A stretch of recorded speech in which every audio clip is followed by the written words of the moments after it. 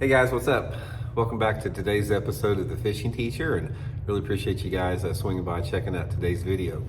Guys, today we're going to be talking about super deep diving jerkbaits, not just the traditional jerkbait that we talked about a lot, but the models out here that have the big lips on them that run really deep. I'm going to give you guys some tips and advice on when I like to fish those and under what conditions, because actually we got some prime months coming up for about the next month where this bait works really good, so we're going to get into that in today's video. Also guys, a big thank you to everybody out there that's been subscribing here to the channel. You know, we've been working hard to get to 10,000 subscribers, slowly getting there. I think we're about 400 away, so if you guys like the content that's on here on the channel, you don't mind hitting that subscribe button, that'd be much appreciated. Okay guys, you know, if you watch the channel, you know we talked heavily about jerkbaits on this channel. Most of the jerkbaits you hear me talking about in the wintertime are the smaller finesse type jerkbaits and the ones that have the regular lips on it. We haven't done much on the deep diving jerkbaits. This is the Megabass 110 plus 2. Also guys, I'll put the link to this bait in the description of this video if you guys want to try one. If you use that Tackle Warehouse link, it's a good way to help the channel out, so I'll put it in the description.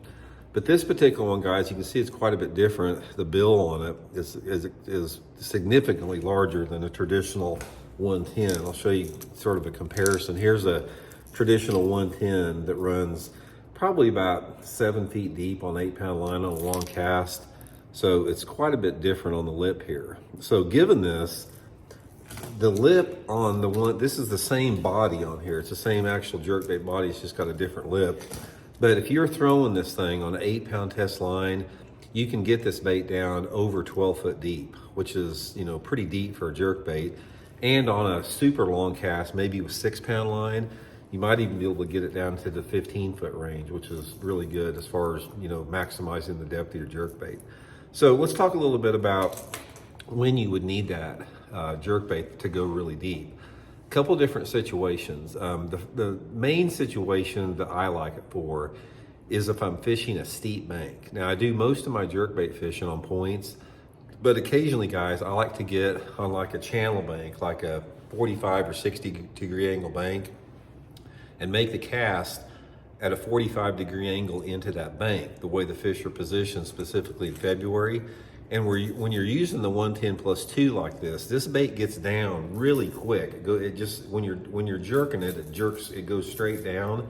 So when you throw it to a steep bank, you can get it down quick without having to parallel that bank. So you know, if that bank is sloped off like this, when I throw that jerkbait down there, it dives deep enough to where it just goes straight down that drop, which makes it a little bit more unique. Other time I use it, guys, a lot is safer I'm fishing over the top of standing timber or in ditches where I really need to get the bait deep. A lot of the times I'll get out like in the middle of the coves, I'll put my boat in 20, 25 foot of water, and I'll cast right in the middle of those coves, which are also called ditches sometimes. And sometimes in those situations where you need that bait to get down deeper over deep water, that can be highly productive. And then again on points, in real clear water situations where you have water visibility of over 4 or 5 foot clarity, I can take the 110 plus 2 out on those deep points and I can get my boat like in, you know, 25 to 40 foot of water, and I can make a long cast towards the bank there. And if that bait is coming down into 30 or 40 foot of water, it's 10 or 15 feet under the water, and it'll draw up suspended fish or fish that are on the bottom in depths of 20, 25 feet deep, which you couldn't do with a traditional jerkbait there.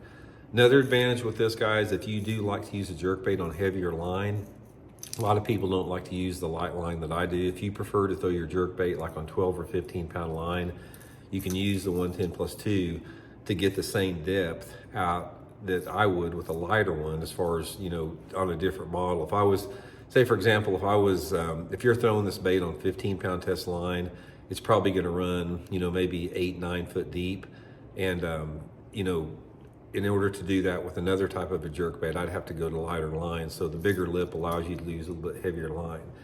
Now, also, guys, one of the things you'll find out on the 110 plus 2 is when you jerk it, you don't jerk it like jerk paws like you would a traditional jerkbait, because when you jerk these deeper lip bills, they don't necessarily go side to side very much. They tend to go down. So the technique that I like to use with them is what I call the sweeping technique. So I'll throw it out there, you know, and I'll jerk it down, try to get the bait down. And once I get it down to where I think the bait is at a fairly deep level, I just sort of pump it up like that. I'll pump it up, reel down to it, pump it up, and sometimes I'll twitch it like that, pump it up. And what this does is, since the bait suspends, it's like you're reeling it down, and when you pump it up, the bait will come up a little bit like that, and then as you're going down with it, it goes down like that. So in essence, it's just a little bit different presentation. The presentation is more like sort of like a cross between a crankbait and a jerkbait, but it's more of just that pull and up. And sometimes when you pull it and when you twitch your rod tip like this real hard, a deep lip jerkbait will actually back up. It's like when you jerk that rod like that, it doesn't necessarily twitch side to side, but it'll go just like that. And that'll generate a lot of strikes. Another good area for this is over deeper grass beds. If you guys have grass beds like hydrilla or milfoil in 8 to 10 foot of water, that's a really good way to catch them there. But anyway, guys, it's technique specific. It's really situational. Definitely worth having a few in your box. Again, I'll put the Tackle Warehouse link in the description if you guys want to get one. And it definitely catches some good ones there if you're in the right situation. So hope it helps out. We'll talk to y'all later.